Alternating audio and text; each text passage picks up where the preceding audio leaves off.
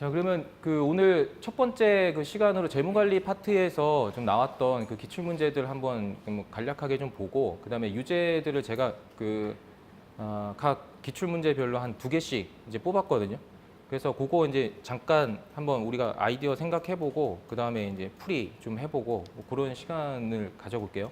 그래서 여기 첫 번째 기출 문제는 이자율 기간구조 이론에 대한 문제였어요. 이게 이제 2015년에 이제 나왔던 문제인데, 이 문제 같은 경우에는 지금 우리가 좀 잘 좀 봐야 되는 게, 액면 가격은 이제 1,000원이거든요. 이렇게. 이 문제는 요게 나오고 그 다음부터는 나오진 않았어요. 그러니까 지금 한 3년 이상 됐죠. 그러니까 다시 한번 회귀를 해가지고 나올 수도 있는 부분이죠.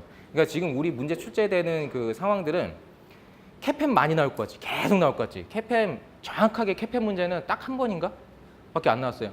블랙설즈 머튼 모형 문제 계속 나올 것 같잖아요. 한 번인가 작년에 한 번인가가 나왔어요. 그러니까 이분들이 모두 다 이렇게 이 문제를 내겠지라고 생각하는 건 잘 안 내. 그런 다음에 그 옆에 사이드에 있는 걸 자꾸 내거든요. 옆에 있는 부분들. 그래서 설마 이건 안 나올 줄 알았는데 문제 이런 걸 내네 하는 문제들 있잖아요. 그런 문제들이 이제 주로 출제가 됐었고, 재무관리 파트에서 문제는 CPA 문제랑 거의 흡사하게 냈어요. CPA 그 형태랑. 자, 그래서 여기 이제 기대 이론에 관한 이제 문제였는데, 액면 가격은 우리가 뭔지 다 아실 거고, 만기 시장 가격, 그다음 표면 이자율, 그러니까 쿠폰 레이트가 이제 주어진 상태예요. 그래서 요거는 잘 보면 요 2개가 지금 표면 이자율이 이제 제로인 상태거든요. 그러니까 제로 쿠폰이 되겠죠. 요 2개는. 그다음에 여기 이제 만기가 1년이고 2년이고 3년이에요. 그 만기 차가 지금 1년씩 나 있단 말이에요. 그러면 여기서 이제 우리가 그 염두에 둘 수 있는 건 선도 이자율이거든요. 그러니까 지금 1년짜리, 2년짜리, 3년짜리니까 1년과 2년 사이, 그다음에 2년과 3년 사이에 대한 그 이자율을 우리가 이제 구할 수 있는 그런 형태가 이제 됐죠. 그다음에 시장 가격들이 이제 주어지고, 얘는 그 시장 가격이 그 똑같죠. 지금 액면 가격이랑 얘랑 이제 똑같은 그런 이제 쿠폰이죠. 그래서 거래 비용은 이제 존재하지 않는다고 하고, 불편 기대 가설이 이제 성립한다고 이제 가정을 하자고 했어요. 그다음에 뭐 이거는 뭐 알아서 이제 저걸 하는 거고. 그다음에 채권 ABC의 만기 수익률 YTM을 이제 구하라고 했는데, 요거는 뭐 우리 다 이제 잘 구할 수 있는 문제죠. 근데 여기 루트가 나온 게, 나는 이게 왜 루트가 굳이 이것만 주어졌나 싶었더니, 그 쌀집 계산기로 하다 보니까 루트 계산이 안 되잖아요. 그래서 일부러 요거는 주어진 것 같아. 근데 어떻게 보면 이게 어떻게 힌트가 될 수가 있어. 그러니까 이제 2분의 1제곱을 하게 되니까 이제 2년짜리에서는 뭐 이거를 사용을 해라, 뭐 그런 의미로 받아들일 수가 있죠. 그래서 이제 YTM을 구해보라고 하는 문제였고, 그다음에 여기 이제 선도 이자율 구하라는 문제가 이제 나왔죠. 그다음 퍼센트 단위로 하고, 그다음에 채권 C의 균형 가격을 계산하는 문제가 있고, 사실은 제가 이제 주목하는 거는 이거 다 중요한 문제이긴 해요. 근데 여기에 그 차익 거래에 대한 예에 대한 그 문제는 매년 출제가 돼요. 차익 거래는 어떠한 형태로든 차익 거래와 관련된 거는 하나씩 계속 출제가 돼요. 어느 파트에 들어가든 간에. 근데 이때는 이때 이제 2015년에는 그러니까 YTM과 이제 포워드 레이트랑 그다음에 채권의 균형 가격 계산하는 부분에다가 이제 포트폴리오, 채권 포트폴리오죠. 채권 포트폴리오를 이제 구성을 해서 차익 거래를 할 수 있는 그런 그 형태는 이제 찾아봐라라고 했죠. 그래서 저희가 그 수업했던 거 그 심화 수업에는 거의 다 차익 거래에 초점을 맞춘 그 수업이었어요. 왜냐하면 저희 이제 금융공학 전공하다 보면 이 균형 가격 그 결정을 하고, 그다음에 차익 거래에 대한 그 결정을 하는 문제가 굉장히 중요하거든요. 그러니까 이 문제는 안 낼 수가 없어요. 차익 거래와 관련된 이 포트폴리오를 구성하는 것. 그러다 보니까 요거는 이제 차익 거래를 하는 예를 보이지만, 그 무형 포트폴리오 있죠. 그 차익 거래가 존재하지 않는 포트폴리오 구성하는 것, 그런 것들도 이제 문제 출제가 빈번하게 될 수가 있겠죠. 자, 그래서 요거는 이게 사실 시험이라는 게 그 기출 문제 뜯어놓고 보면 되게 쉬운데, 막상 시험장에 들어가가지고 이제 풀려면 이게 쉽지가 않잖아요, 이게. 그래서 요거 그 YTM 계산하는 거는 우리 뭐 그러니까 쉽게 이제 해결할 수 있어요. 이거 1년짜리고 이거 2년짜리고 이제 3년짜리니까 거기에 맞춰가지고 이제 각각 이제 계산을 해주면 되죠. 그 가격들이 이제 각각 주어졌으니까. 그래서 요거 1번 같은 경우에는 보통 어떤 문제든 간에 뭐 한번 계산해봐라, 이자율 계산해봐라, 아니면 뭐 듀레이션 뭐 찾아봐라, 막 이런 식으로 이렇게 이제 쉬운 문제가 이제 주어지고, 2번은 선도 이자율에 대한 문제였어요. 근데 얘가 이제 불편 기대 가설이 성립을 한다고 했으니까, 그 그러니까 내가 생각하고 있는 그 기대값, 그러니까 이자율에 대한 기대값과 결과적으로 이제 포워드 레이트가 이제 결과적으로 같다는 그런 가설을 통해서 이제 우리가 해결을 할 수가 있죠. 근데 여기 이제 보시면 그 1년과 2년 사이에 그 선도 이자율을 이제 구하는 거잖아요. 그래서 2번을 그 해결하기 위해서는 1번에 YTM이 존재를 해야 돼요. 이 YTM이. 그래서 이제 RN이 1년짜리인데 1년 동안의 그 이자율이 0.1이니까 여기에 지금 그 1.1이 이제 분모에 이제 들어가겠죠. 그래서 2년 차니까 또 이제 여기 15% YTM의 15%짜리 이용해서 요거는 이제 식으로 정해져 있죠. 그 불평 기대가설인 경우에. 그래서 이제 20.23% 이렇게 이제 구해낼 수가 있고, 이거는 이제 우리가 알고 있는 그런 형태로 이제 풀어주면 되는데, 중요한 거는 지금 2년 차에서는 그 이자율이 요 15%, 그러니까 처음부터 2년 동안의 그 이자는 15%가 이제 여기에 이제 가중이 돼야 되고, 그다음에 요거 1년짜리 같은 경우 10%로 이제 해줘야 된다는 거죠. 그래서 사실 여기서는 제가 아까 질문했을 때 수학 전공한 학생들 그 저희 그 대학원 후배들 보면 이게 뭐가 들어가야 되는지를 맨날 모르겠다고, 그 이자율에 대해서 저거 한다고 그랬는데, 여기 뭐 학생들은 공부를 열심히 하셔가지고 이런 거 안 헷갈리나 봐. 그러니까 기간별대로 여기 처음에 이제 시작을 해서 타임라인에서 여기 이제 0부터 1까지, 그 다음에 그 0부터 2까지 그 이자율들, 그 다음에 그 캐시플로우가 이제 발생을 했을 때 어떻게 이제 할인을 해서 현재 가치를 이제 측정을 해야 되는지에 대한 부분들은 아마 우리가 여기서 위에서 찾은 그 YTM을 통해서 여기서 이제 해결을 해야 되는 부분이죠, 얘네들이. 이 뭐 문제 C 3년으로 된 2년인 거죠? 잠깐만. 어떤 거요? C 만개가 3년으로 돼 있는데 2년인 거죠? 2년이요. 그 다음에 좀 우리가 이제 요거 그 중점적으로 봐야 되는 게 이거 4번 그 차익 거래에 대한 부분인데, 이 문제에서 채권 C를 100개 거래한다고 이제 주어졌거든요. 채권 C를 100개를 거래를 한다고 이제 주어졌는데, 요게 이제 보시면 요게 이제 매입을 하고 이제 매도를 하는 상황이잖아요. 그러니까 매입을 한다고 하는 것은 싸기 때문에 이제 매입을 하게 되는 거잖아요. 그 다음에 비싼 것은 이제 갖다 판단 말이에요, 여기서. 그래서 C 같은 경우에는 지금 그 이자율이 15%로 이제 결정이 돼 있단 말이에요. 그러니까 뭐 B도 이제 15%이지만 그 A와 B를 어차피 포트폴리오로 구성을 해야 되니까, C 같은 경우에는 좀 우리가 이제 100개를 매입을, 그러니까 지금 1,000원이잖아요.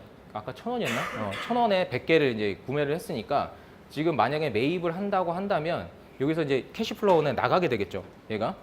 자, 그런데 이 그 차익 거래에 대한 포트폴리오를 구성을 할 때 우리가 좀 염두를 해둬야 되는 것은 이것을 이제 우리가 매입을 했어요, 결정을 했어요. 얘가 이제 그 싸기 때문에, 제가 비싸기 때문에 이제 팔았어.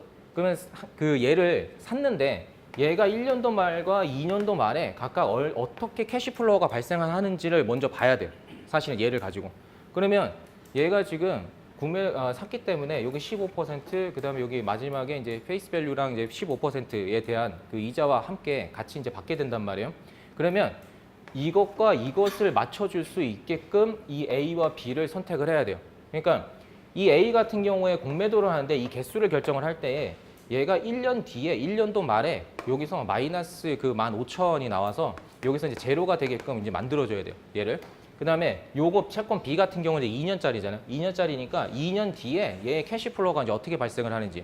그러면 얘와 얘를 그 더해가지고 0이 되게끔 이제 맞춰주는 그 개수를 이제 찾아야죠, 거꾸로. 요거를.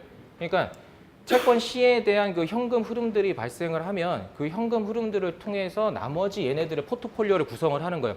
그 포트폴리오를 이제 구성을 한다고 하는 것은 실제로 의사결정 변수가 얘 15개와 115개가 얘가 의사결정 변수거든요. 그럼 얘를 찾는 게 사실은 목적이에요. 그래서 C에 대한 현금 흐름을 보여주고, 그 다음에 그 현금 흐름을 통해서 얘네들이 0이 나올 수 있게 하는 그러한 그 개수를 몇 개로 해야 되는지 거꾸로 맞춰야 되죠, 얘네들. 그래서 방정식을 이제 뭐 풀거나 아니면 이제 뭐 식을 우리가 이제 잘 작성을 해보면 이런 것들은 이제 의사결정 변수로 두고 얘네들의 개수를 이제 결정을 시킬 수가 있어요. 자, 그러면 얘네들 같은 경우에는 지금 15개를 공매도하고 115개를 공매도를 했으니까 아까 그 가격에서 이제 곱해주면 얘네들은 이제 얼마큼 현금이 유입이 되는지 이제 알 수가 있어요. 그러면 여기에서 분명히 여기 차액이 이제 나와요, 보통. 그러니까 이게 거꾸로 할 수도 있거든요.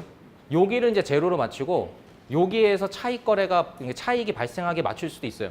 그거는 내가 어디에다 초점을 맞추느냐에 따라 달라지거든요. 그러니까 내가 이거 10만 원이 이제 이게 캐시가 나갔는데 여기를 그러면 10만 원을 만들고 싶어. 내가 10만 원을 만들고 싶으면 얘네들의 현금 흐름 중에서 여기에서 어떤 그 플러스 상황들이 이제 벌어질 수가 있는지 그것도 거꾸로 이제 맞춰줄 수가 있거든요. 그러니까 가장 그 베이직 가장 좋은 거는 뭐냐면 요 끝에서 0으로 맞추는 게 가장 좋은 일반적인 그 패턴이에요. 사실은 이게 가장 쉽거든. 이걸 맞춰주기가. 그런데 우리가 이제 하다 보면 여기에서 제로로 만들고 여기에서 어떤 그 현금 유입들이 발생하게 이제 거꾸로 만들어낼 수가 있거든요. 근데 그때 만들어낼 때는 이거를 결정하기가 좀 쉽지는 않아. 왜냐면 여러 기간에 걸쳐가지고 맞춰줘야 되기 때문에. 그래서 여기서 이제 차익이 발생하고 나머지 부분들에서 이제 0이 되게 하는 그 방법이 오히려 이제 더 쉬운 방법이 되죠. 그래서 그 차익 거래가 가능하냐 가능하지 않느냐에 대한 부분은 항상 어떤 문제든지 거기에 껴들어 가지고 항상 문제를 만들어내거든요. 이 차익 거래와 관련된 부분들은. 그래서 이런 이제 차익 거래에 대한 그 연습은 요 끝에다가 각각 연도 말에 이제 맞춰서 이 개수를 이제 거꾸로 찾는다는 이제 그 방법으로 그 순서대로 이제 해주면 우리가 차익 거래하는 방법들을 이제 좀 쉽게 찾아낼 수가 있어요.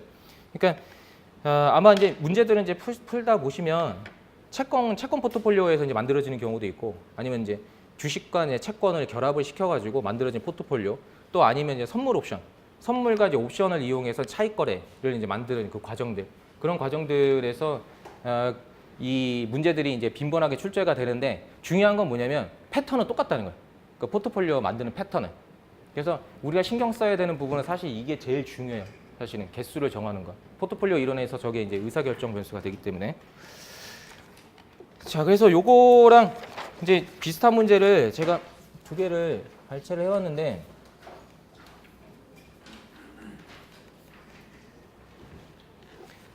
그 채권 중에서도 그 옵션의 그 어떤 성격을 가지고 있는 채권들이 있잖아요. 그래서 이게 한 2년 전부터 수의상환 채권이라든지 이런 그 채권들을 옵션의 의미를 가지고 있는 채권들이 이제 점점 계속 좀 많이 이제 점점 빈번하게 출제되는 그 성향이 있거든요. 이게. 그래서 요 유제 1번 같은 경우에는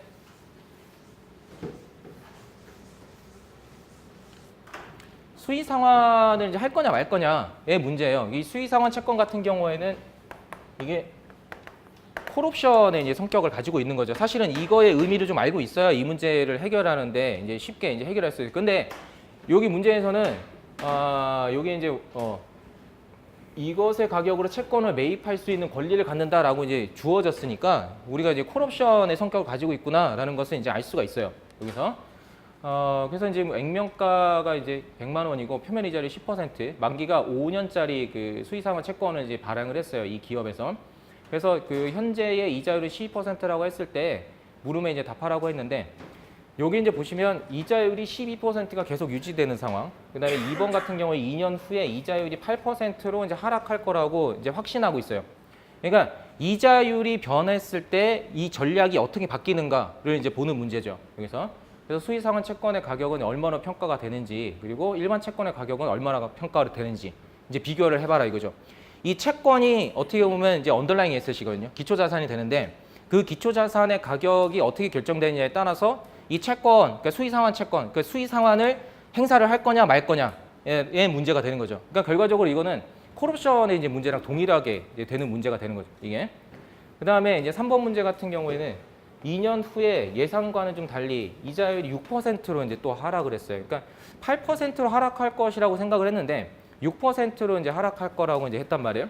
그래서 이 채권을 수의상환 할 거냐? 그러면 이때 수의상환 채권에 대한 그 가격은 얼마냐라고 이제 되어 있죠. 그래서 이 문제를 이제 해결을 해봐야 되는데 잠깐만 여기서 끊고. 네. 자 이제 보니까 얼추 이제 한번 좀 생각해가지고 이제 한 번들 문제 좀 풀어본 것 같은데 이게 지금 1번 같은 경우에는 이자율 12% 계속 유지되고 그냥 일반 채권이에요. 수의상환 조건이 없고 그러면 이제 현재 가치가 이제 얼마로 평가가 되겠느냐 이거는 뭐 아까 전에 보니까 1번은 막 불나방이 불에 달려들듯이 막 달려들어가지고 막 풀던데 1번은 우리가 해결하기가 쉽죠. 그러니까 5년짜리고 그 다음에 이자율은 이제 여기 현재 이자율이 12%라고 했으니까 이걸로 이제 할인을 해주면 될 거예요. 자, 그래서 요거는 뭐 이렇게 하면 되겠죠. 그냥 요거를 이제 B0라고 이제 하고, 그다음에 시그마 T는 1에서 6까지 1.12의 T제곱에 요거는 이제 그 캐시플로우죠. 그러니까 액면, 그 이자율, 이자에 대한 캐시플로우. 게다가 마지막에 원금 상환 이제 해야죠. 그래서 요거는 이제 뭐 다들 이제 계산했을 거고, 요게 이제 답이 얼마가 나오냐면 7,904. 요거 이제 다들 이제 계산을 했죠. 요거 같은 경우에는 이제 어렵지 않게 했어요, 우리가. 자, 근데 이걸 왜 계산을 해보라고 그랬냐면 얘가 기초자산이잖아. 그러니까 내가 이거를 가지고 얘의 가치를 평가를 한 다음에 그 다음에 내가 가지고 있는 권리 있죠. 그 옵션의 권리, 그러니까 콜옵션의 권리를 행사를 할 거냐 말 거냐. 그러면 그 110만 원이라고 하는 것이 이게 이제 스트라이크 프라이스로 이제 생각을 할 수가 있을 거예요. 그리고 이것은 우리가 뭐 현가로 이제 생각을 해볼 수가 있겠죠. 그래서 지금 시점에서 이제 이거를 그 이제 상환을 할 거냐 말 거냐를 판단하기 위해서 기초자산에 대한 그 평가를 이제 한 거고.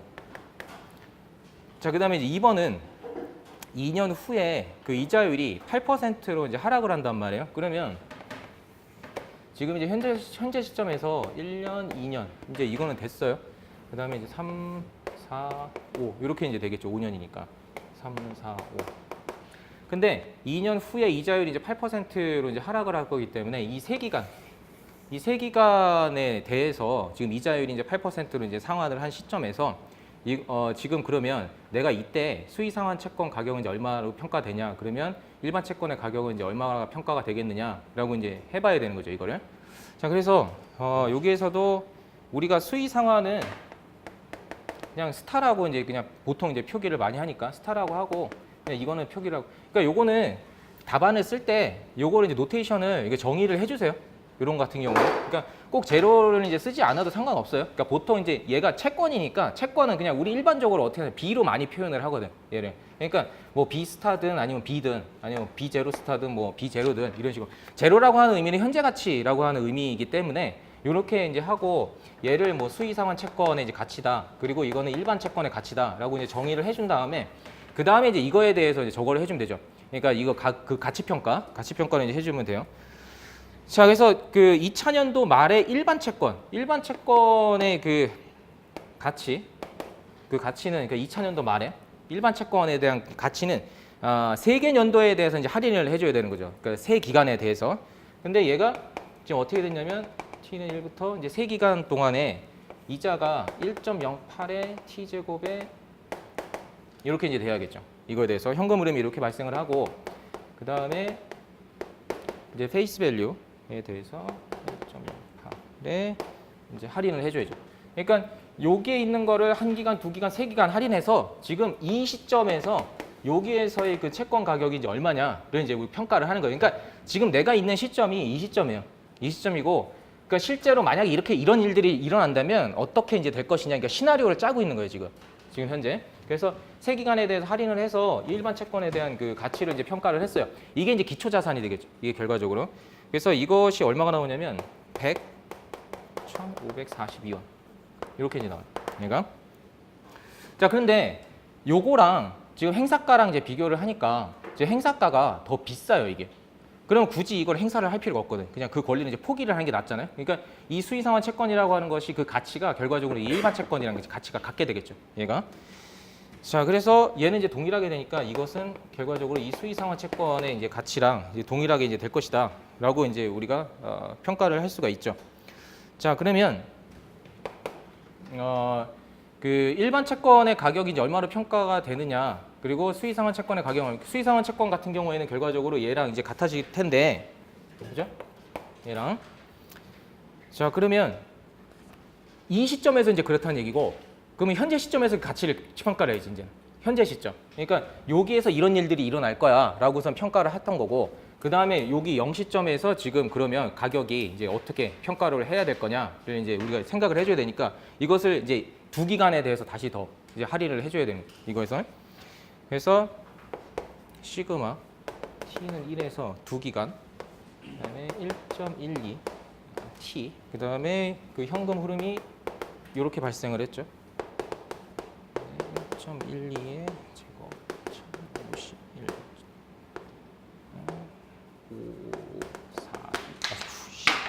그러면 288. 이렇게 이제 평가가 이제 될 수가 있다 이거예요. 그러니까 요거가 여기까지 온 거잖아요.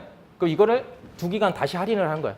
이거를. 그래서 지금 0시점에서의 그 가치가 이제 얼마가 평가가 될 거냐라는 거죠. 그러니까 지금 이제 스토리는 뭐냐면 여기까지는 12%의 이자가 이제 갔어요. 간 다음에 여기서 이제 8% 이자로 바뀌었어. 그러면 요 기간에 대해서 현금 할인을 해가지고 요 시점에서 이제 가치가 얼만큼 되느냐. 그러면 이 시점에서 네가 지금 행사를 할 거냐 말 거냐 이거를 이제 판단을 하고 만약에 그렇지 않다면 가격이 같은 거니까 수의상환 채권이랑 일반 채권의 가치가 같은 거니까 결과적으로 여기서 다시 한번 이거를 이제 할인을 해주는 거죠.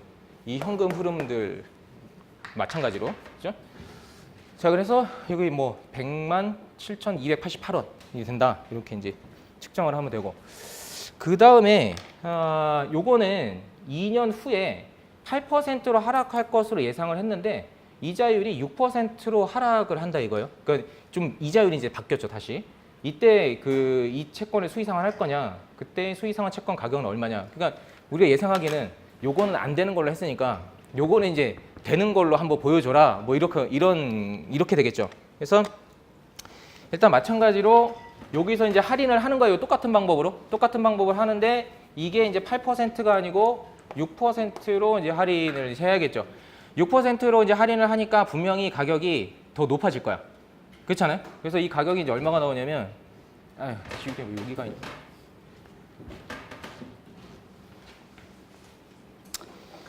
이 가격이 이렇게 나왔어. 그러면 지금 수의상환 그 권리보다 이제 얘가 더 비싸단 말이에요. 그러니까 내가 지금 행사를 하는 게 더 이제 나은 이 이득이 이제 될 수가 있죠. 그러니까 그거를 내가 사가지고 바로 갖다 팔면 나는 거기서 차익이 발생을 할 수가 있겠죠. 그러니까 이만큼 차익이 발생하겠네. 바로 이제 매수 매도를 이제 한다면. 자, 그래서 수의상환을 할 거고 그러면 이게 이제 같아지지 않겠죠, 이제. 그래서 스타는 시그마 2기간 이제 할인을 하는데 10만 원 그리고 1.12T 하고 그다음에 여기서 이제 달라지는 게 뭐냐면 아까 전에 그 일반 채권의 가격을 할인을 하는 게 아니고 이제는 수의 상환을 할 거니까 그것에 대해서 이제 할인을 해줘야죠. 그래서 얘가 이제 여기서 들어가. 그래서 수의 상환 채권의 이제 가치가 이렇게 바뀌게 되는 거죠. 이걸로. 자, 그래서 1.12에 2기간 제곱. 요거 이제 계산하면 145,918원이 돼요. 얘가. 그러니까 수의 상환 채권의 지금 현재 가치는 이렇게 평가를 할 수 있다라는 거죠. 어느 상황에서 이게 가능하냐면 이 기간 이후에 만약에 이자율이 6%가 된다면 수의 상환 채권의 가치는 현재 지금 이걸로 평가가 된다라는 얘기예요. 얘가. 그러니까 이자율이 지금 12%에서 6%로 바뀌었기 때문에 이렇게 가치 평가를 할 수가 있다는 거죠. 지금 현재. 자, 그다음에 그 일반 채권 같은 경우에는 그냥 그대로 얘를 2기간 이제 할인을 해서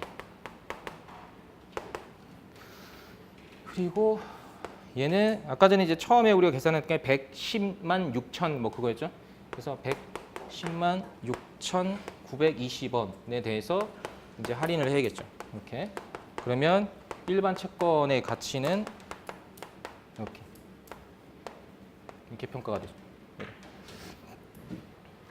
그래서 사실 그 제가 이런 문제는 이게 좋은 이유가 이제 뭐냐면 채권 문제인데 수의상환 채권이라고 하는 그 새로운 형태의 그 채권의 형태는 이제 주어지면서 그러면 사실 이 안에는 숨어 있는 게 콜옵션이 숨어 있거든요.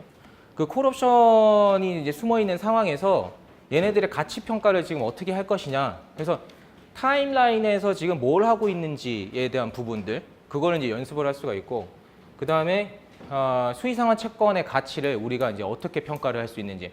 아까 8%일 때 수의상환을 하지 않았잖아요. 그럼 일반 채권을 그냥 그대로 할인을 해주면 돼요. 근데 이거 같은 경우에 수의상환을 한단 말이에요. 그럼 이 채권의 그 수의상환 채권과 그냥 채권의 가치가 서로 현재에 다르게 평가가 돼야 된다는 거예요. 이게 공정한 가치가 돼야 된다는 거죠. 그래서 수의상환 채권은 얘로 이것으로 이제 평가가 돼야 되고 그다음에 일반 채권 가격은 얘가 돼야 된다는 거예요. 이렇게. 근데 만약에 이 가치가 있잖아요. 같을 수도 있고 다를 수도 있고 같은 경우에는 수의 상환을 하지 않는 경우에는 그냥 같은 거죠. 근데 수의 상환을 하게 된다면 수의 상환 채권을 발행할 때의 그 가격과 일반 채권의 가격은 달라야 돼요. 이게 지금 보시면 알겠지만 일반 채권의 가격이 더 비싸요. 지금 현재 가치가 더 높게 평가가 되고 이건 더 적게 평가가 된단 말이에요. 그럼 이제 사람들이 어떻게 할 거냐면 수의 상환 채권을 매수하고 이걸 매도를 할 거란 말이에요. 그죠? 그래서 수의 상환 채권에 대한 매수에 대한 어떤 그 인센티브가 존재를 하게 되는 거죠. 이게 결과적으로.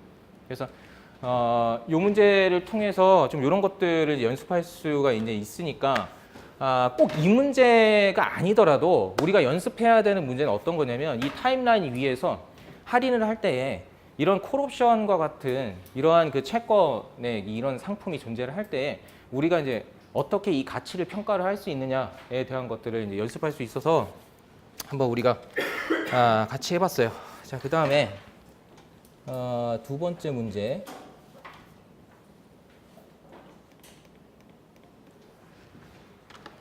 자, 두 번째 문제는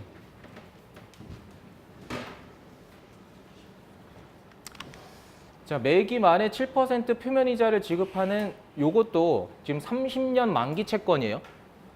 현재 시장 가격이 그 86,742원이고 6.5% 표면 이자율의 20년 만기 채권의 그 현재 가격은 87,950원이에요.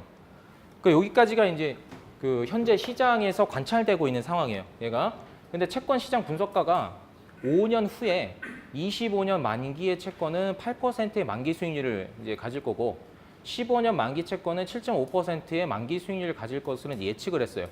그래서 이제 분석가는 이자 수입을 6%의 이자율로 재투자할 수 있다라고 이제 믿고 있어요. 그러니까 재투자의 개념이니까 복리에 대한 개념이겠죠, 이건 어차피. 그래서 어느 채권에 투자하는 게 향후 50년간 더 큰 수익을 이제 가져다 줄 거냐. 그리고 모든 채권의 이제 액면 금액은 이제 10만 원이에요. 이게 액면 금액이. 자, 그러면 이제 여기서 우리가 고민을 해야 되는 게, 자, 이거 보면 15년 만기 채권이 있고, 그 다음에 25년 만기 채권이 있어요. 자, 그럼 30년 만기 채권이 현재 시장 가격이 이거고, 20년 만기 채권의 현재 가격이 얘란 말이야. 그러면 딱 5년씩 차이가 나잖아요. 그러면 이 채권을 가지고 5년 동안 투자를 했을 때 어떤 것이 더 큰 수익을 가져다 주느냐, 그거는 이제 평가를 하라는 문제예요. 이것도. 그러니까 어떤 이자율의 어떤 기간 구조랑 이제 연관이 되어 있는 문제죠. 이것도. 자, 그러면 문제 한번 10분 동안 좀 생각을 해봅시다. 자, 그럼 유제 2번 한번 생각해봤죠, 이거? 한 번씩? 이거 쉽지 않은 문제야. 이것도 어려워. 왜 어렵냐면 제가 일부러 이 기간이랑 이자율이랑 변할 때 우리가 사실 이거 연습 되게 많이 했거든요.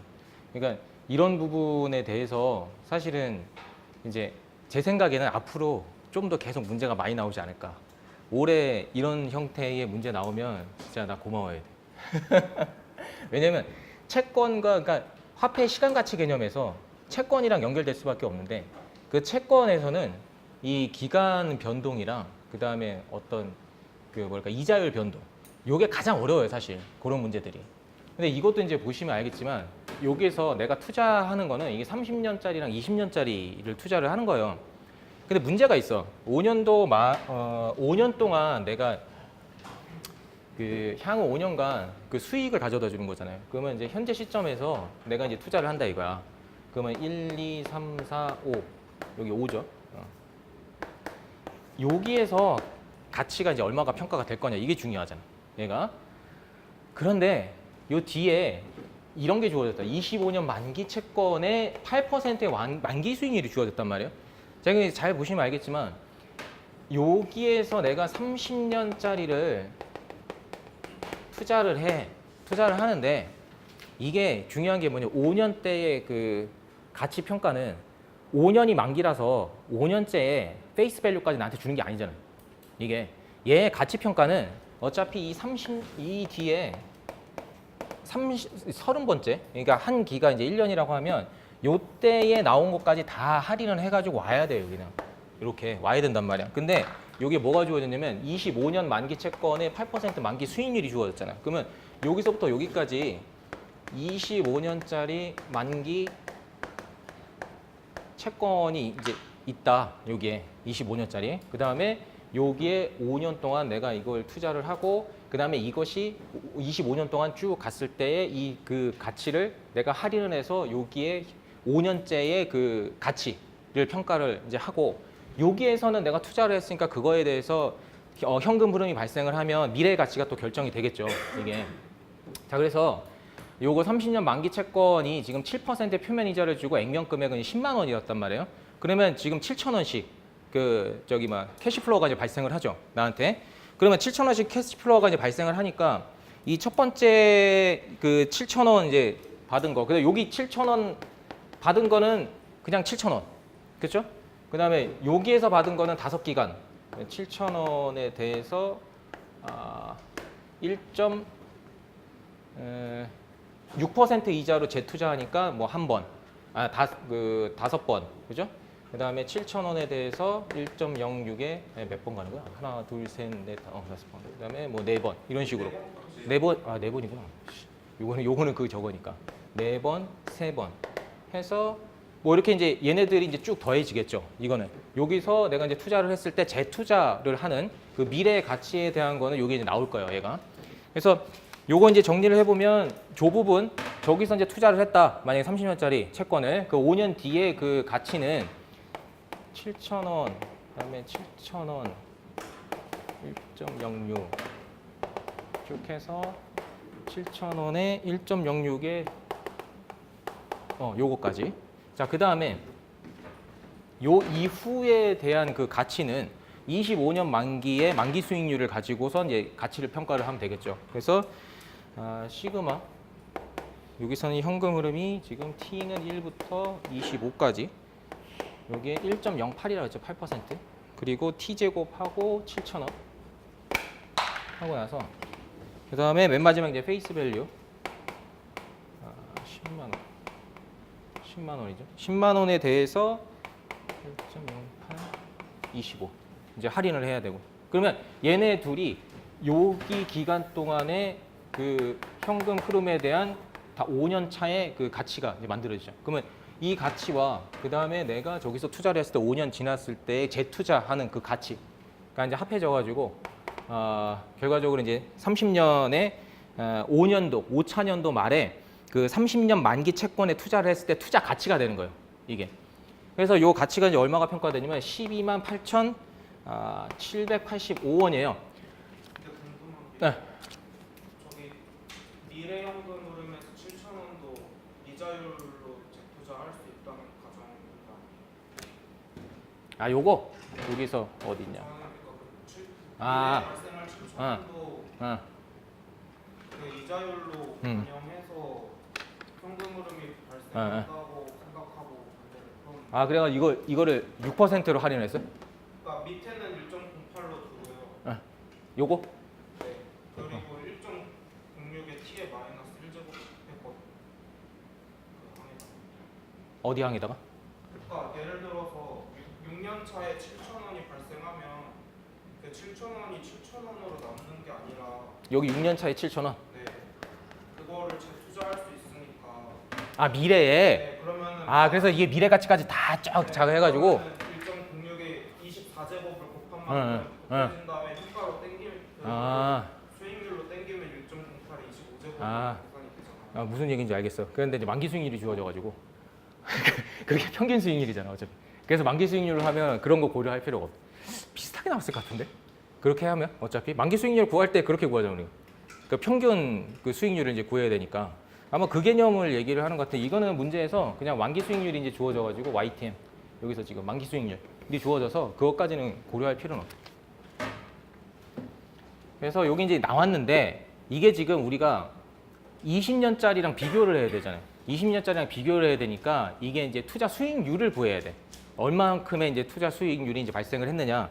그래서 그 5년 동안의 총 투자 수익률은 우리가 1 플러스 y의 5제곱 이렇게 놓을 수가 있죠. 이거 같은 경우에는 지금 처음에 얘 가격이 86,742원이라고 했으니까 그런 다음에 얘가 128,785원의 가치를 갖게 된다는 거예요. 5년 후에. 그래서 여기에서 투자 수익률이 1.4849 이렇게 나와요. 이게 30년짜리. 30년 만기는. 이제 마찬가지 방법으로 20년 만기도 이제 동일하게 우리가 이제 측정을 할 수가 있어요. 그래서 20년 만기의 그 5차년도 그 말의 그 투자 가치는 12만 7,814원이 나와요. 얘가. 그러니까 이거랑 이거를 이제 비교를 해서는 우리가 알 수가 없어. 왜냐면 처음에 시작했을 때 가치가 이제 얼마인지 모르니까 투자 수익률을 가지고 이제 비교를 해야 되잖아요. 그래서 여기 투자 수익률 얘가 처음에 가격이 얘가 87,950원이었거든요. 그러니까 1 플러스 y의 5제곱은 87,950원 하고 요 이제 12만 7,814원에 대해서 수익률을 구해야겠죠. 그래서 이게 얼마 나냐면 1.4533 이렇게 나와요. 얘가. 그러니까 지금 앱솔루트 밸류는 얘가 지금 얘보다 지금 더 크죠? 아니다. 더 크죠. 30년 만기. 앱솔루트 밸류가 더 크게 나왔고 그다음에 수익률도 지금 얘가 지금 1.4849로 이제 더 크게 나온 형태예요. 왜냐면 요 분모에 얘 기준이 되는 그 가격이 그렇게 차이가 그러니까 이거를 뒤집을 만큼 그 큰 차이는 아니기 때문에 뭐 이런 형태로 이제 나왔어요. 그래서 결과적으로 30년 만기 채권에 이제 더 투자를 하는 게 더 이제 우리한테 이제 도움이 된다. 왜냐면 총 투자 수익률이 더 5년 동안 더 많이 나기 때문에. 그러니까 이런 문제는 왜 필요하냐면 채권은 보통 이제 우리나라에서는 장기 채권이란 말이에요. 국채가. 그러니까 20년짜리, 30년짜리. 근데 이거를 우리가 5년 정도 투자를 할 수가 있고 10년 정도 투자를 할 수가 있잖아요. 그러니까 여러분들이 이제 필드에 나갔을 때에 사실 그 타임라인은 보통 생명보험 같은 경우에는 종신보험 막 이런 것이 20년, 30년이란 말이에요. 타임라인이 굉장히 길어요. 근데 그 고객의 돈을 받아가지고 그 보험회사는 가만히 가지고 있는 게 아니야. 기회비용이 발생하기 때문에 그거를 재투자를 해요. 그걸 가지고. 그래서 그 보험에서도 배당 보험이 있고 배당을 무배당 보험이 있잖아요. 배당 보험 같은 경우에는 이거를 이 고객의 돈은 들어오면 재투자를 해가지고 수익을 발생시켜서 거기에 수익분을 나눠주는 거예요. 근데 무배당 같은 경우에는 이걸 가지고 투자를 하더라도 거기에서 발생하는 배당은 주지 않는 거예요. 그래서 보험료가 싸게 책정하는 거예요. 근데 이 배당을 해주는 이런 예를 들어서 뭐 유니버셜 종신보험 이런 거 있죠. 유니버셜 그 보험들. 정말 정확하게 저는 보험 그거를 막 연구를 한 게 아니라서 그러니까 제가 가입할 때 보면 와가지고 이제 유니버셜은 뭐 어떻게 재투자할 수 있고 중간에 뭐 보험료도 할 수 있고 중간에 납입 정지한 다음에 그 다음에 뭐 한 1년 동안 정지했다가 다시 할 수도 있고 막 이렇게 만들자. 그 구조가 그렇게 복잡해지면 복잡해질수록 여러분들이 해야 할 일이 많아진다는 거예요. 왜냐면 그걸 가지고 채권에 투자하거나 아니면 주식에 투자하거나 재투자를 하거든요. 그런 것들을. 그러면 이런 것들에 대해 투자를 해야 되는 것을 여러분들이 해야 되는 업무 중에 하나예요, 사실은. 근데 이거를 나는 5년 동안 투자를 하고 싶은데 30년짜리밖에 없단 말이야. 그러면 30년짜리를 할 거냐 아니면 20년짜리를 할 거냐 선택을 해야 되거든요. 그래서 실질적으로 이걸 계산을 해야 돼요, 여러분들이. 사실은. 계산을 하고 그다음에 재투자를 할 때 이제 어떻게 해야 되는지. 그러니까 무조건 수익이 나야 돼. 여러분들은 그 고객의 돈을 가지고. 그러니까 그래서 이런 부분들까지 공부를 해가지고 오라 막 이제 이런 거죠. 그래서 잠시 쉬었다가 우리 그 다음에는 그 순형가법이랑 할인 그 회수기간법 그거와 관련된 문제들 한번 해볼게요.